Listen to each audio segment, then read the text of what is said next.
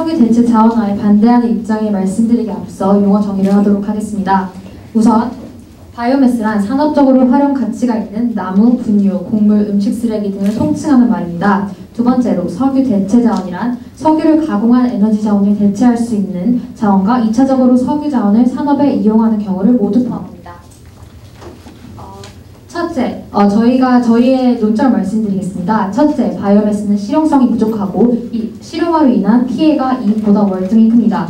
식량 수급 문제에 따른 피해는 현재로서는 심각한 상태입니다. 그중 바이오매스의 대체 자원화는 지속적인 액플레이션의 가장 큰 원인으로 지목되고 있습니다. 이미 2006년 후반에 한 차례 바이오매스의 자원화를 여기는 액플레이션이 전 세계를 강타했었는데요. 강대국의 곡물 시장 및 바이오매스 시장 독점은 수입 가격의 상승으로 이어지면서 이는 최빈국의 식량 수입에 어려움을 줄 뿐만 아니라 국제 원조 규모의 축소로 이어져 큰 피해를 낳았습니다. 옥수수 총 생산량의 40%를 바이오매스 자원화에 이용하는 미국에서는 옥수수 가격이 2010년 6월에서 12월 사이에 73% 상승했으며 이는 르완다에서 옥수수 가격이 77% 상승한 데 영향을 주었다는 국제구호단체 액션에이드 인터내셔널 2011년 보고서가 있었습니다. 뿐만 아니라 식량 수급 불균형의 문제는 국제적인 빈부차 및 불평등의 심화로 이어져서 국제 질서에도 큰 피해를 줍니다. 마치 제국주의 시대의 플랜테이션을 연상시키듯 바이오 플랜테이션이 발생해서 불평등을 조정하고 있습니다. 바이오매스 관련 기술은 대부분 특허나 지적 재산권을 묶여서 로열티나 기술료의 제약을 받고 농업은 이미 초국적 기업들이 장악하고 있습니다. 물론 바이오매스는 식량 위기에 직결되는 곡물에만 한정되는 것이 아닙니다. 하지만 다른 셀룰로스 물질들을 바이오매스로 이용한다고 가정하더라도 바이오매스의 활용은 환경적 문제에 대항이 될 수 없고 오히려 생태계를 잠식시키고 2차적인 피해를 발생시킵니다. 첫째로 바이오매스는 재생 가능한 에너지 자원이라고 볼 수 없다는 것이 저희 입장입니다. 바이오매스 생산에 대한 산업적 접근 방식은 태양광에 사용되는 토지의 81배의 토지를 소모합니다. 뿐만 아니라 2007년 UN 에너지 보고서에서는 에너지용 작물이 산림을 대체하면 토양의 탄소 배출량이 증가한다는 보고서가 있었습니다. 환경적 위험성 또한 증가하는데요. 바이오 연료 생산이 늘어나면 상식적으로 대기업들이 작물 생산을 독점하기 때문에 연료용 곡물 중심으로 단적화되는 것이 사실입니다. 이는 생물 다양성을 파괴할 뿐만 아니라 생태계의 균형을 붕괴시킵니다. 탄소 배출량에서의 문제점도 있었는데요. 식물 원료는 에너지 밀도가 작기 때문에 바이오매스를 태우면 굴뚝이나 배기관 근처에서는 화석 연료를 태울 때보다 훨씬 많은 온실가스를 배출한다는 뉴 바이오매스터의 보고가 있었습니다. 마지막으로 그러한 위험을 모두 배제하더라도 바이오매스의 활용이 가져올 한계점이 지나치게 큽니다. 바이오매스의 대체 자원화에는 분명히 한계가 존재하는 것을 알아두셔야 합니다. 셀룰로스 부분은 토양의 영양, 구조, 비옥도를 보관하는 데 중요한 역할일 뿐만 아니라 생계수단이기도 합니다. 하지만 농업 부산물을 지금과 같이 셀룰로스를 이용한 바이오매스 생산을 이용해버린다면 그러한 비옥도 감소를 생산량이 감소할 뿐만 아니라 이를 만회하기 위해서 합성 비료 및 다양한 비료 사용이 증가하게 됩니다. 뿐만 아니라 생산성 증가가 불가능하며 석유 자원을 대체하기엔 그 양이 역부족입니다. 미국 내 가솔린 소비량의 20%만 대체할 수 있을 뿐이라는 옥수수를 사용한다면 그런 보고가 있었습니다. 이상으로 이번 발표를 마치도록 하겠습니다.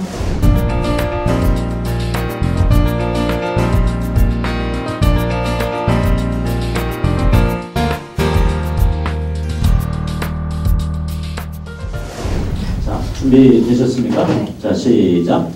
석유 문물은 인간과 불가분의 관계라 할 만큼 우리 생활에 널리 사용되고 있습니다.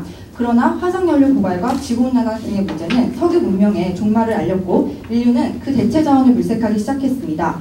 그 대안으로 떠오른 것이 바로 바이오매스인데요. 여기서 바이오매스란 태양 에너지를 받은 식물과 미생물의 광합성에 의해 생성되는 식물체, 균체, 이를 먹고 살아가는 동물체를 포함하는 생물 유기체를 뜻합니다. 저희 팀은 바이오매스를 석유 대체 자원으로 사용하는 것에 대해 바람직하다고 생각합니다. 왜냐하면 바이오매스는 석유의 역할을 충분히 대신하면서도 화석연료의 한계까지 보완할 수 있기 때문입니다. 우선 바이오매스가 어떻게 석유의 역할을 구체적으로 대신할 수 있는지 설명드리겠습니다. 석유는 크게 에너지원과 합성화학의 원료로서 쓰이는데요. 우선 그중 첫 번째인 에너지원의 측면에서 설명드리겠습니다. 석유의 최대 용도는 가솔린 엔진용의 연료로서입니다. 그러나 방금 말씀드린 바와 같이 인류는 더 이상 석유를 가솔린 엔진용의 연료로서 사용하지 못할 위기에 처했고 이는 바이오매스를 이용한 바이오 액체 연료 기술로 대체될 수 있습니다. 바이오 액체 연료 기술 중 가장 대표적인 것이 바이오 디젤인데요. 바이오 디젤은 이산화탄소 및 미세먼지의 배출량이 경유에 비해 현저히 낮고 황산화물을 전혀 배출하지 않으므로 친환경 이동수단의 연료라고 할 수 있겠습니다. 실제로 지식경제부는 2007년 제1차 바이오디젤 중장기 보급 계획에 이어 2011년 이후에 바이오디젤 보급 방향을 정한 제2차 바이오디젤 중장기 보급 계획을 발표하기도 하였습니다. 이는 바이오디젤의 친환경성을 인정하면서도 상용화 가능성을 보여주는 사례라고 볼 수 있습니다. 두 번째로 합성화학의 측면에서 설명드리겠습니다. 석유화학은 플라스틱과 같은 유기화학품의 형태로 생활의 편의에 기여해왔지만 사용하고 난 뒤 처리 문제가 굉장히 심각합니다. 소각할 시에는 여러 유해 물질을 방출하고 또 매립할 시에는 썩는 데 수백 년이 걸려 환경에 악영향을 끼치기 때문입니다. 하지만 바이오매스를 이용해 만든 바이오 플라스틱은 이런 문제들을 해결할 수 있습니다. 바이오 플라스틱은 사용되고 난 뒤 수년 안에 물과 이산화탄소로 완전히 분해되며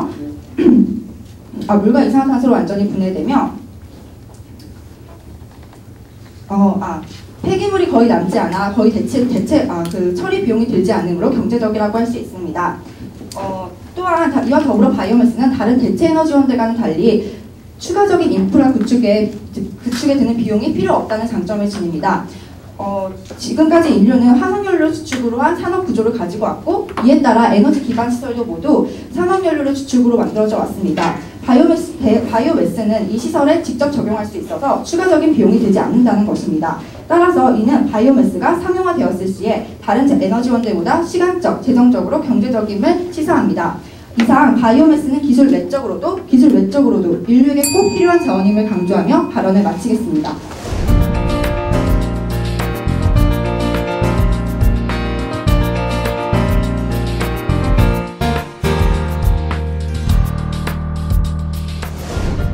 이제 다음 교차 조사를 위한 준비 시간을 1분간 갖도록 하겠습니다.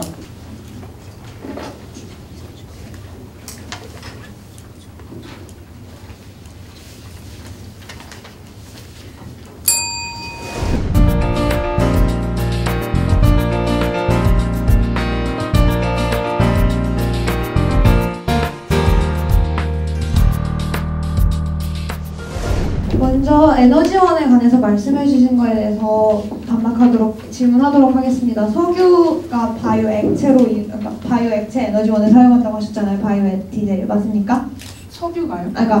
석유를 대신해서 바이오 디젤을 사용하는데 그것이 바이오 액체 기술을 사용하신다고 하셨습니다. 맞습니까? 바이오 액체 연료를 예로 바이오 그렇다면 셀룰로스는 처음에 주로 고체에서 저장되었다가 그것을 액체로 전환시키는데 기술이 필요하고 많은 공정 과정을 거치는데 그것에 있어서 많은 비용과 소모 열이나 그런 여러 가지 문제들이 일어난다는 사실을 알고 계십니까? 네, 그렇지만 저희가 주로 조사하는 저희가 반박돼 얘기해 주세요. 네. 그리고 바이오 액체라는 얘 말고도 혹시 바이오 디젤 외에 서로 실질적으로 이용될 수 있는 또 다른 예를 들어주실 수 있습니까? 바이오 에탄올 같은 경우 브라질의 75%. 네, 그거 반박돼 또 얘기해 주시고. 네. 합성화학 연료에 관해서 얘기했던 걸로 넘어가겠습니다. 플라스틱 처리 문제에 관해서 이야기해 주셨는데 탄소 고정으로 인해서 실질적인 이산화탄소 배출량은 변화가 없다는 사실을 알고 계시나요? 구체적으로 증거를 제시해 주시겠습니까? 왜냐면 그게 탄소 고정을 시키는 것이기 때문에 CO2를 그 안에 탄소를 고정시킨다는 개념이지 그것을 생분해가 됐을 때 CO2가 줄어든다는 그런 근거가 있으십니까? 저는 줄어든다고 말한 적이 없고요. 탄소 중립적인 에너지원이라고 말씀드렸습니다. 그래서 저희 입장은 환경에 더 도움이 된다고 하셨는데 그것이 도움이 안 되고 오히려 탄소 고정이 되지 않음으로 인해서 CO2양에는 실질적인 변화가 없다는 것을 강조하고 싶었습니다. 두 번째로 처리 비용이 없다고 하셨고 인프라 구축이 따로 필요가 없다고 하셨는데 그런 인프라 구축이 기본적으로 거기 깔려있는 전제 조건이 선진국만이 개발을 할 수 있다는 전제 조건을 깔고 들어가는 것이 아닙니까? 선진국과 후진국의 차이는 일단 반박에서 더 많이 네네. 그리고 그렇게 인프라가 부족한 상황에서 선진국들만이 개발을 이끌어 나간다면 개도국들은 도태되고 오히려 식량위기에 더 심각한 위험에 봉착할 것이라는 그런 위험성에 동의하십니까? 인프라의 구체적인 정의를 말씀해 주시겠습니까? 그런 그거는 나중에 반박 때 물어봐 주세요. 교차 조사 때. 그리고 얼마나 더 구체적으로 효율적인지 저희는 아무런 그런 근거를 들을 수 없었고요. 석유가 매우 인류의 필수 불가결한 존재라고 말씀하셨습니다. 맞습니까? 네, 맞습니다. 그렇다면 석유보다 인간이 직접 먹고 사는 식량 위기는 더 큰 문제라는 사실에 동의하지 않으십니까? 식량이 더 중요하겠죠. 당장 먹고 사는 문제는. 그렇다면 실제로 지금 바이오매스가 사용되는 건 1차 에너지원, 2차, 3차 에너지원까지 나눌 수 있는데 1차, 2차가 주요 사용돼서 90% 이상이 곡물 위주로 생산되고 사용되고 있다는 사실을 아십니까? 그러니까 1세대, 2세대 말씀하시는 네, 거죠? 1세대. 네, 지금으로서는 현재로서 그렇다는 점은 인정합니다. 현재로서 그렇기 때문에 개발 비용이 훨씬 더 많이 들어간 이후에야 그것을 대체할 수 있다는 사실에도 동의하시는 건가요? 앞으로 개발이 더 이루어져야겠죠. 3세대. 그러면 그 개발이 이루어질 때까지 드는 개발적인 비용은 막대하다는 사실 또한 인정하시는 것입니다. 다른 대체 에너지들과 마찬가지로 많이 들 것이라고 생각합니다. 그럼 다른 대체 에너지가 상용 가능해졌으면 바이오매스를 사용할 이유가 없다는 주장에는 동의하십니까? 사용할 이유가 없다고는 말할 수 없겠죠. 바이오매스를 대신할 수 있는 대체 에너지가 있다면 사용하실 수 있는 것입니까? 그러면? 근데 바이오매스를 대체할 수 없는 부분이 존재하기 때문에 그 부분 더 반박해서 더 자세히 말씀드리겠습니다. 네, 이상으로 교차 조사를 마치도록 하겠습니다.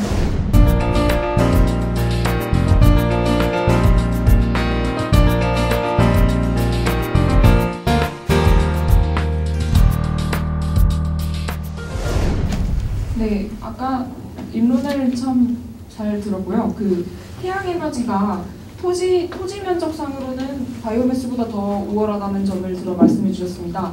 그러면 태양 에너지를 바이오매스보다 태양 에너지를 사용하는 것이 비용적으로 더 효율적이라고 생각하시는 겁니까? 네, 그렇게 생각합니다. 또한 태양광 에너지 거기까지만 일단 듣도록 하겠고 이따 이번 반박에서 더 자세한 말씀 드리도록 하겠습니다. 그리고 바이오매스의 한계에 대해서 말씀하시는데 그 어쩔 수 없는 한계가 존재했는데 그 농업 부산물을 사용하면 안 된다는 그런 식의 발언을 하셨습니다. 맞습니까? 아니, 그런 부분에서는 오해가 있는 것 같은데요. 지금 말씀드릴까 아니면 반박? 일단 반박 듣도록 하고 근데 저는 농업 부산물이 그 농촌진흥청 자료인가요? 농촌진흥청의 자료에 따르면 농업 부산물이 그 잠재 에너지 가치가 460만 TOE라고 들었는데 이는 석유가 지금 전체 에너지 비중에서 66%를 차지하고 있는 것에 비해서 아주 미미한 2%의 아주 미미한 양이라고 말씀드리고 싶고요. 그리고 에그플레이션의 원인이 비단 바이오 연료 생산 때문이라고 생각하십니까?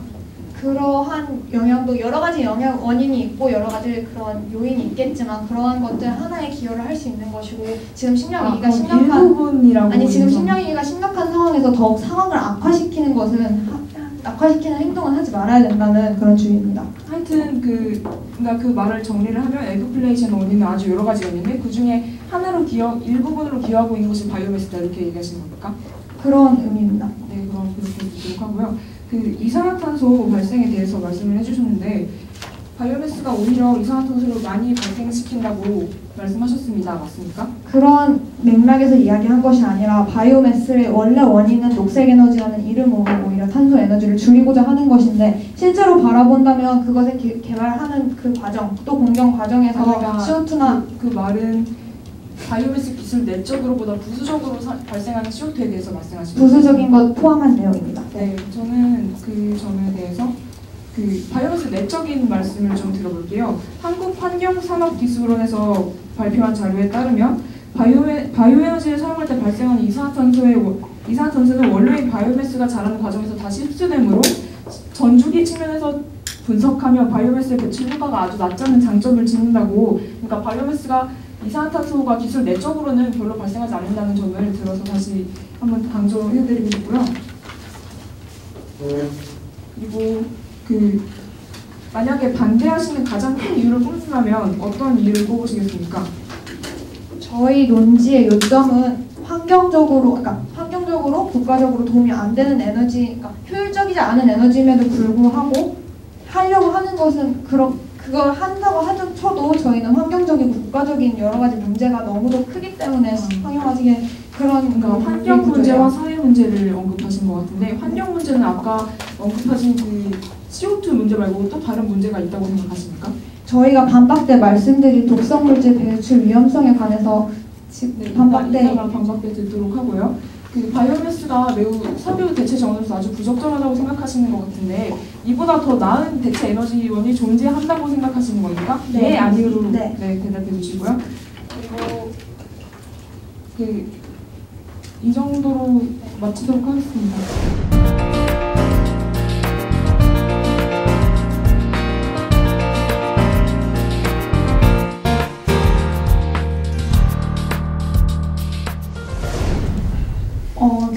반박을 시작하기 전에 먼저 한 가지를 강조하고 들어가고 싶습니다.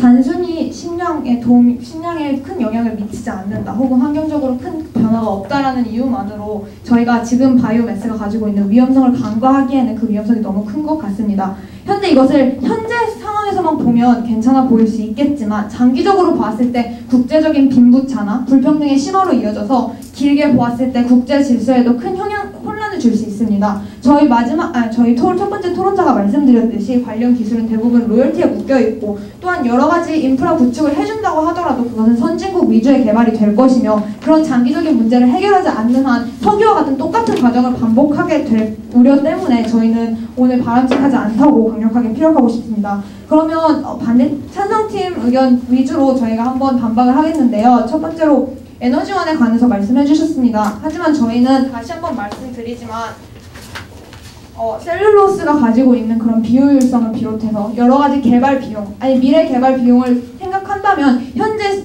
실용화가 되고 있고 현재 사용이 가능하고 무한한 가능성을 가진 태양광 에너지나 여러 가지 친환경 에너지를 더욱더 주력하여서 아주 길게 장기적으로 보았을 때 그렇게 대체 에너지로 사용할 수 있다는 고갈될 위험이 없는 여러 가지 그런 에너지를 사용하고 싶다고 말씀드리고 싶고요. 아무리 효과적인 방안이라고 하더라도 곡물 가격이 지금 현재 상승하고 있고 곡물을 수입하고 있는 여러 나라들이 있는 상태에서 그것은 매우 큰 위험성이 될 것이라고 생각합니다. 두 번째로 석유 화학 자원에 대해서 이야기를 해주셨는데요. 저희는 먼저 그 셀룰로스 에너지를 혹은 여러 가지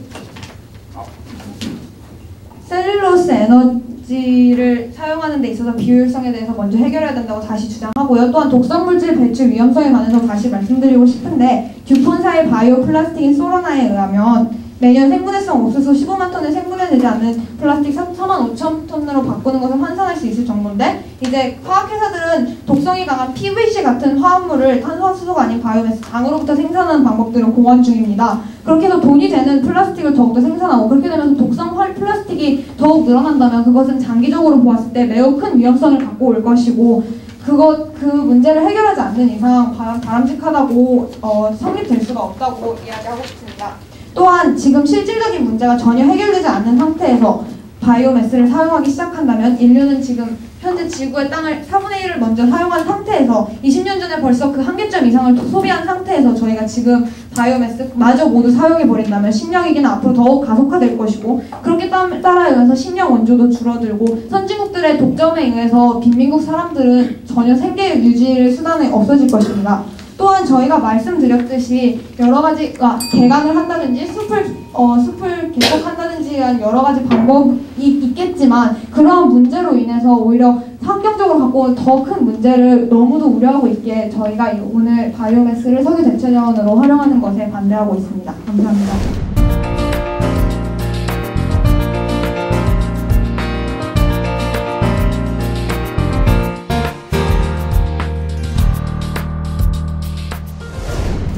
네, 방금 얘기하신 것에 대해서 약간 반박을 해볼게요. 그 환경적인 문제를 들어서 많이 말씀해 주셨는데 그 환경적인 게 뭐 벌목이나 뭐 이런 문제를 들어주셨는데 이는 모두 1세대, 2세대 바이오매스에 국한된 단점이라고 말씀드리고 싶습니다.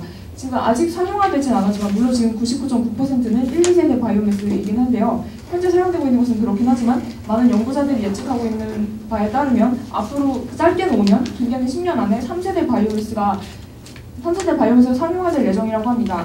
그러니까 반대측에서 제시해주신 환경적인 문제는 모두 1, 2세대에 국한되는 것이고 이는 곧 수년 후에 상용화될 3세대 바이오매스에 의해 충분히 극복 가능한 단점들이라고 생각합니다. 그리고 태양에너지를 마치 더 바이오매스보다 더 효율적인 에너지인 것처럼 말씀해 주셨는데요.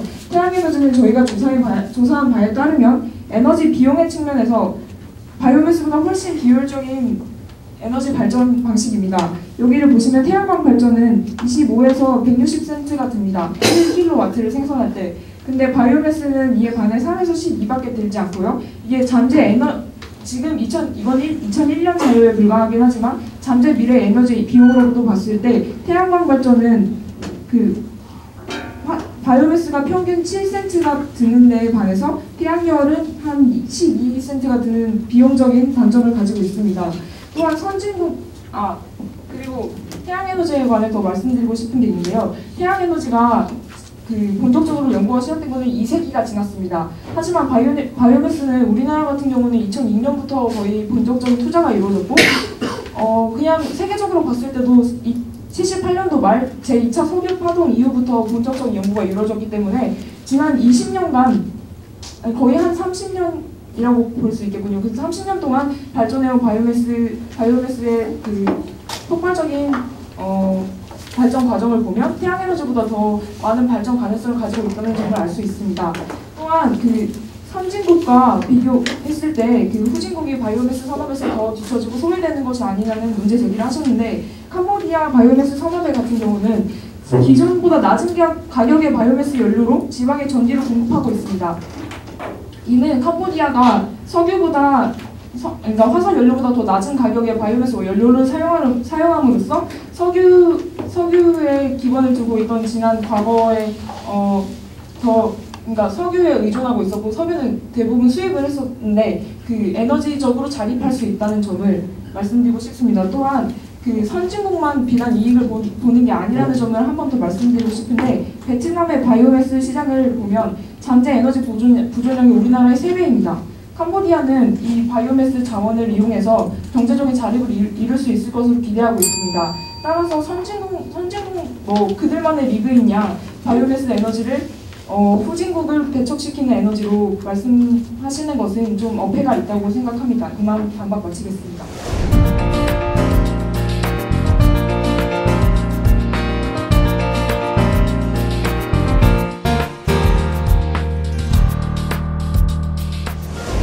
다시 한번 준비 시간을 갖도록 하겠습니다. 1분간입니다.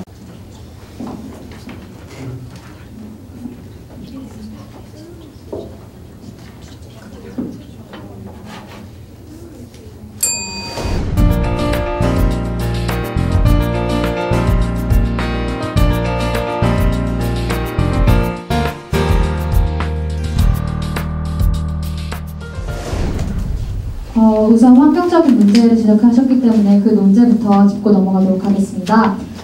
우선 두 번째 토론자께서 1세대, 2세대의 바이오매스가 99.9% 이상 차지하고 있다는 것에 동의하셨습니다. 맞습니까? 네, 그건 사실이니까요. 네, 그리고 5에서 10년 사이에 3세대 바이오매스가 상용화될 것이라고 말씀하셨습니다. 맞습니까? 네, 맞습니까? 최소 7년에서 15년 사이에 그렇게 될 것으로 예측하고 있습니다. 그러면 저희가 2반에서 말씀드렸듯이 3세대 바이오매스가 사용화될 때 가장 큰 주축을 차지하고 있는 셀룰로스 물질이 농업 부산물이기 때문에 그러한 물질들은 토양을 비옥화하는 데 쓰이고 그렇지 않으면 환경적으로 생태계 파괴나 또는 토양 파괴로 이어진다는 사실을 알고 계십니까? 3세대에서 가장 많이 쓰이는 게 셀룰로스라는 정확한 증거가 있습니까? 저희가 알기로는 다른데요.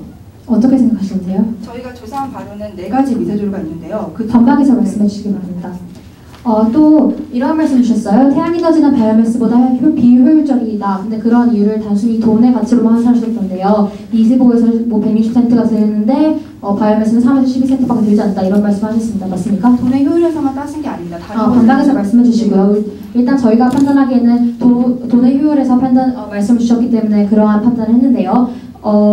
저희가 생각하기에는 IAEA 조사에 따르면 태양광 자체에 대한 지금 단가 비용이 많이 드는 것은 초기 투자 비용이 크기 때문입니다. 하지만 초기 투자 비용을 감안한다면 한 마을에 태양광 발전기를 한 대 설치했을 때 처음에 초기 투자 비용을 투자했고 그 다음에 계속해서 지속적으로 그냥 자연에서 주는 에너지인 태양을 사용했을 때 드는 그러한 장점에 대해서 고려해 보신 적이 있으십니까? 초기 투자 비용에 대해서 말씀하셨는데요. 저희 그거에 대해서 반박할 게 있는데 지금 말씀드려도 되겠습니까? 아니요, 반박대 말씀해 주시고요. 또한 바이오매스가 태양에너지로부터 온다는 정의를 말씀해 주셨잖아요. 근데 바이오매스가 태양에너지를 직접 쓰는 것보다 20% 이하로 비효율적이라는 사실을 알고 계십니까? 아니요, 저희가 조사한 자료와는 다릅니다. 네, 그럼 넘어가도록 하겠습니다.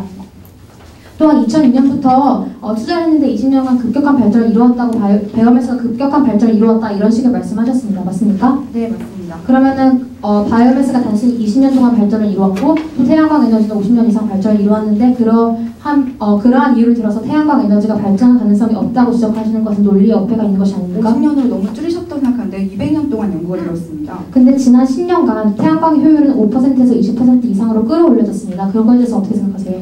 지금 말씀드려도 될까요? 아니요, 반박에 말씀 주세요. 그리고 마지막으로 지적할 부분은 선진국과 후진국 그 이분법 차이적인 논점에 대해서 말씀드리도록 하겠습니다. 우선 저희가 한 가지 지적할 예시가 있는데요. 과테말라에서 바이오 플랜테이션으로 인해서 선진국에서 영토를 약탈한 사건에 대해서 알고 계십니까?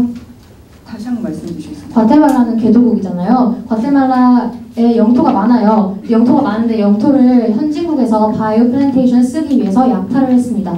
경찰로 그 자료를 봤습니다. 네, 그렇다면 그러한 예시를 들어서 선진국이 후진국에 대해서 그러한 횡포를 부리고 있다는 사실에 대해서 인지하고 계시는 겁니까? 아니요, 인정하진 않습니다. 인정이 아니라 인지라고 했는데 하여튼 넘어가도록 하겠습니다. 그리고 또 이러한 예를 들어주셨어요. 캄보디아에서는 연료 공급을 바이오매스를 하고 있다. 또 그러한 예를 들어 선진국만 미국가 아니다 이거 말씀하셨는데 이미 미국은 1위의 에탄올 생산 국가이고 브라질에서 30% 이상을 미국에서 50% 이상을 생산하고 있다는 사실을 알고 계십니까? 네? 바이오 에탄올을 미국에서 독점하고 있다는 사실을 알고 걱정은 계십니까? 아니라고 생각합니다. 그렇게 생각하시면 할 말은 없고요. 일단 저희가 캄보디아에서 지방에 연료 공급을 한다는 단적인 예를 들어서 개도국들이 선진국이 50%, 30%, 총 80% 이상의 연료를 차지하고 있는 그러한 상태에서 끼어들 수 있다는 것은 논리적인 어폐가 있다고 생각하는데 단적인 예가 아니라 캄보디아 반박에서 말씀해 주시길 부탁드리겠습니다. 이상으로 교차 조사를 마치도록 하겠습니다.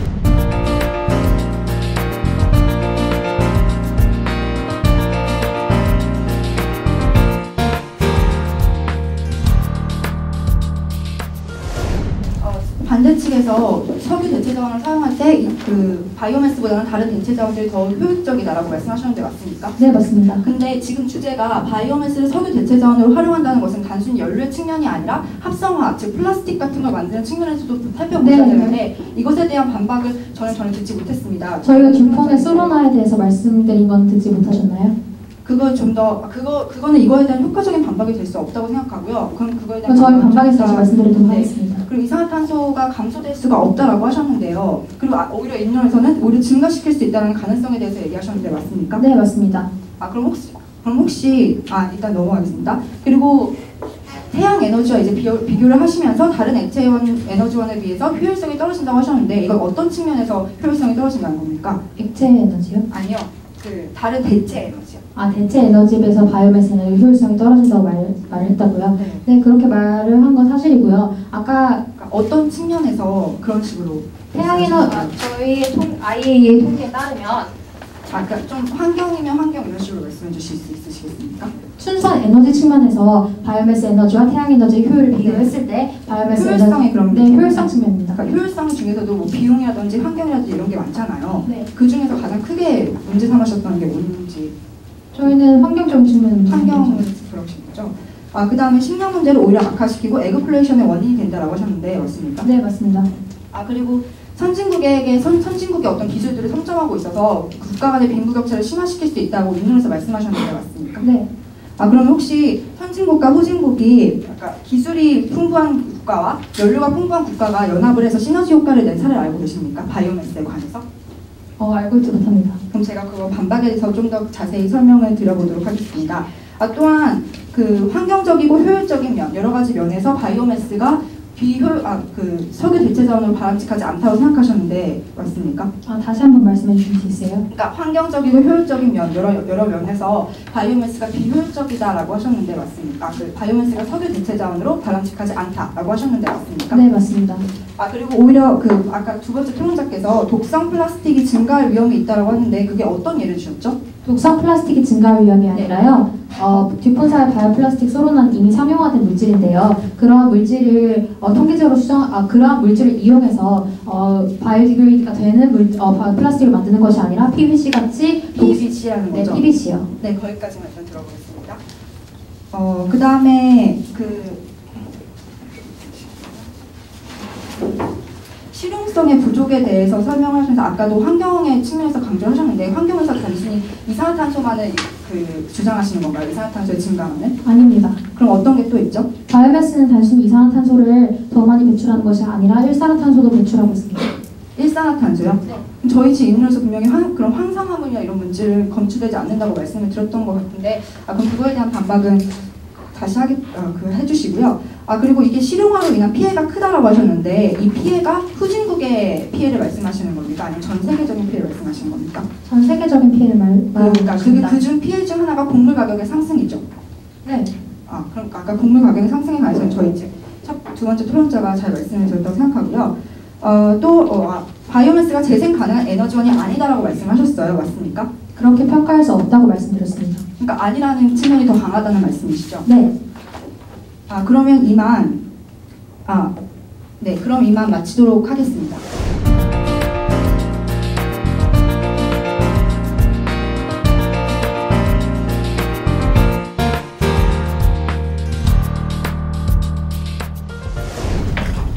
우선 저희가 제 반박 및 요약을 들어가기 앞서서 저희의 입장을 다시 한번 정리하도록 하겠습니다. 저희 입장은 당장 바이오매스를 석유 대체 자원으로 활용하는 것이 장기적인 입장으로 보았을 때 바이오매스는 분명히 한계점이 존재할 뿐만 아니라 장기적인 문제인 식량 수급 불균형 문제 또는 환경 문제를 해결할 수 없기 때문에 당장 석유 대체 자원으로 활용하는 것은 바람직하지 않다라는 것이 저희 입장입니다. 첫 번째로 환경적인 문제를 들어주셨기 때문에 그에 대해서 반박을 하도록 하겠습니다. 계속해서 교차조사에서 말씀드렸었는데요. 일단은 1세대, 2세대의 바이오매스에 99.9%가 바이오매스에 국한되어 있기 때문에 곡물 가격 상승에 가장 큰 타격을 입히는 것은 사실입니다. 엑스플레이션에 대해서 계속해서 말씀을 주시기 때문에 그에 대해서 다시 한번 통계 자료를 말씀드리겠습니다. 아까 2반에서 한 가지 통계를 말씀드렸어요. 지속적인 인플레이션은 강대국의 시장 독점을 야기하고 최빈국의 식량 공급 어려움을 야기하기 때문에 국제구호단체 액션에이드 인터내셔널 2011년 보고서에서는 직접적으로 미국의 곡물 가격 상승이 루안다의 옥수수 가격이 17% 상승한다는데 직접적 영향을 미쳤다라는 보고서가 있다고 말씀을 드렸고요. 뿐만 아니라 단순히 일시적인 곡물 가격 상승이 문제가 아니라 지속적으로 에너지 생산물용으로 땅을 전환했을 때 그에 따른 피해를 말씀드리는 겁니다. 그래서 최빈국 국민들은 필연적으로 충분한 영양 섭취에 어려움을 겪고 있다는 것을 지적하고 싶습니다.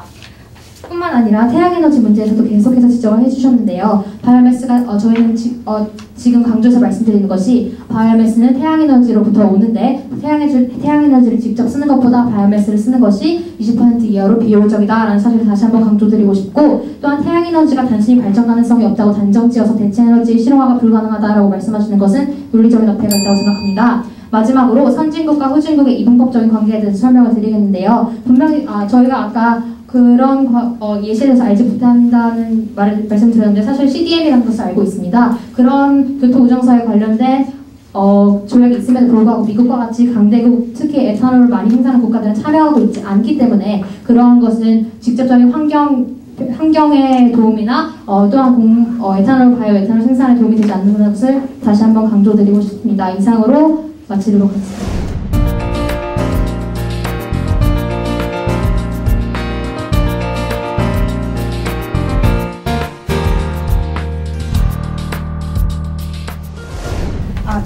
반대 측에서는 바이오매스가 이산화탄소의 양을 증가시킬 수 있다는 내용으로 저희 팀에게 반박을 들어주셨는데요. 저희가 이에 관해 너무 궁금해서 직접 카이스트의 차세대 바이오매스 연구단에 문의를 해보았습니다. 근데 거기서 말하기를 가장 큰 지금 바이오매스 연료, 즉 3세대 미세조류의 가장 큰 장점은 이산화탄소의 양을 현저히 줄일 수 있다는 것이고요. 또 3세대인 미세조류는 이산화탄소를 흡수해서 산소를 배출하고 그리고 지금 여러 과학자들이 여러 환경 문제를 해결하기 위한 기술 개발에 초점을 두고 있기 때문에 이것은 시간을 두고 본다면 충분히 해결될 수 있는 문제라는 생각이 들고요. 그리고 지금 반대 측에서는 1세대의 곡물, 2세대의 목질계 바이오매스, 즉 1, 2세대에 국한된 문제점에 대해서만, 즉 곡물 가격의 상승이라던가 환경의 산림 자원의 파괴, 토착 생태계 이런 거를 말씀하시고 계시는데요. 물론 현실적인 것도 좋습니다. 그렇지만 미래 잠재 가능성에 관한 생각도 간과해서는 안 된다는 생각이 듭니다. 태양에너지, 일단 거기에 관해서 태양에너지를 좀 설명드리고 싶은데요.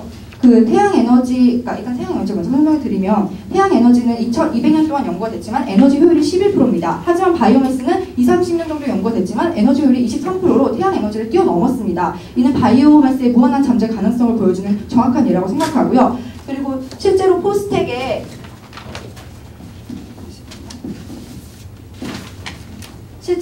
박종문 포스텍 교수는 이르면 7년 박종문 포스텍 교수는 이르면 7년 내에 바이오매스 에너지를 실생활에서 직접 활용할 수 있으며 현재 가치보다는 단순 비용만으로 평가할 수 없는 미래 가치 기술로서 인식이 되어야 한다고 주장했습니다. 네. 또한 시너지 효과에 대해서 설명을 드리겠는데요. 시너지 효과, 그러니까 기술이 발전되고 연료가 부족했던 네덜란드와 연료가 많고 기술이 좀 부족했던 브라질이 실제로 연합을 해서 바이오매스에 관한 시너지 효과를 낸 사례가 실제로 있고요. 1, 2세대에 관한 문제점은 지구상의 30%밖에 안 되는 육지를 사용하기 때문에 그에 따른 문제점이라고 생각하고요. 지구상의 70%인 바다를 이용한 미세조류의 개발은 분명 이러한 여러 문제점을 해결할 수 있을 거라는 것을 강조하면서 마치겠습니다.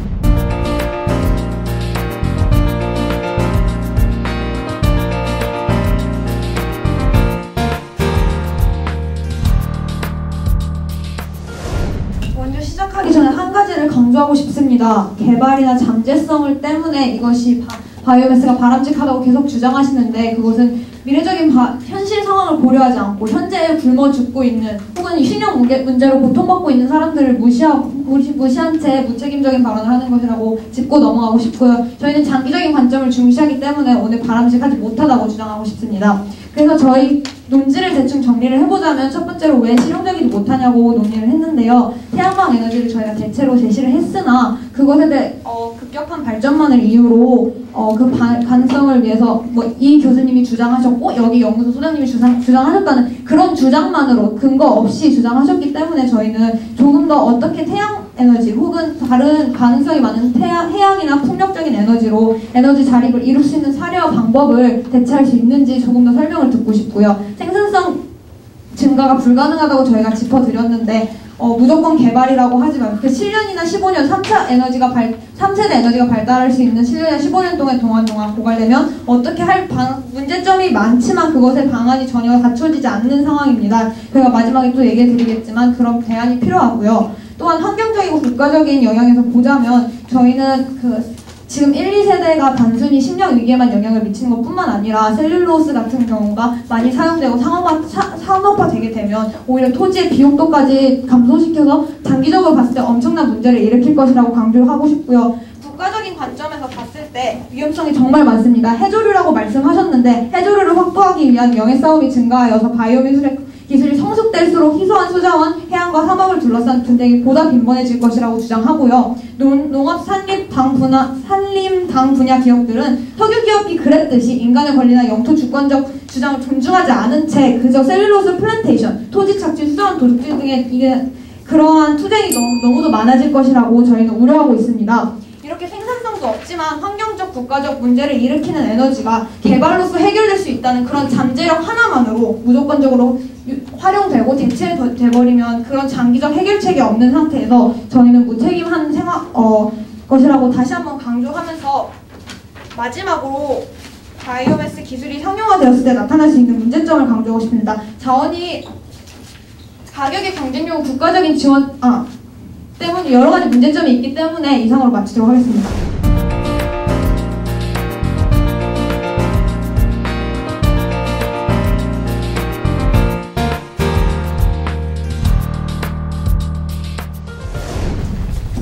네, 우선 반박드리고 싶은 말씀 조금 한 다음에 최종적인 정리를 하겠습니다. 저희가 바이오 플라스틱을 그러니까 바이오매스가 석유 대체 자원으로서 바람직한 것이 에너지원과 합성화학의 측면이라고 말씀해 주셨는데 저희가 플라스틱의 장점을 말씀드리니까 무슨 듀퐁에서 발견한 나오고 있는 안 좋은 플라스틱에 대해서 말씀해 주셨는데 좀 처음 들어본 얘기여서 그게 그런 단점도 있겠구나 하는 생각을 했지만 근데 다른 대체 물질을 제시해 주지 못하셨기 때문에 지금 석유가 고갈되는 시점에서 그 플라스틱을 대체하여 생산할 수 있는 것은 바이오매스뿐이라는 점을 인정하셨다고 생각합니다. 그리고 단순히 돈의 가치로서 태양에너지와 바이오매스를 비교하는 것은 부당하다는 듯이 말씀하셨는데 경제성은 자본주의 사회에서 빼놓아서는 안 되는 요소로서 그 앞으로도 우리나라가 무슨 이념이 바뀔 건 아니니까 자본주의 사회에서 생각해봤을 때 경제성은 아주 큰 문제라고 생각하기 때문에 단순히 돈의 가치 그래서 더 비생태적인 에너지 원인 것처럼 말씀해 주셨는데 그렇게 말씀하신 건 좀 어폐가 있는 것 같고요. 그리고 사회 문제와 환경 문제가 가장 큰 화두라고 말씀을 해주셨어요. 근데 사회적인 측면에서 저희는 오히려 후진국에 도움이 되는 사례를 들려드렸고 그쪽에서는 뭐 과테말라에서 바이오 플랜테이션 때문에 뭐 농민들을 몰아냈다 이런 말씀을 해주셨는데 이 문제는 국제법과 같은 규제로서 해결하려는 노력이 필요한 문제이지 그러니까 기술 자체의 문제가 아니고 사람들의 문제만 제시해 준 것 같습니다. 그리고 두 번째로 가장 큰 화두였던 환경 문제에서는 환경 문제로 제시해 준 모든 이야기들은 다 1, 2세대에 국한되는 점이었다는 점에서 좀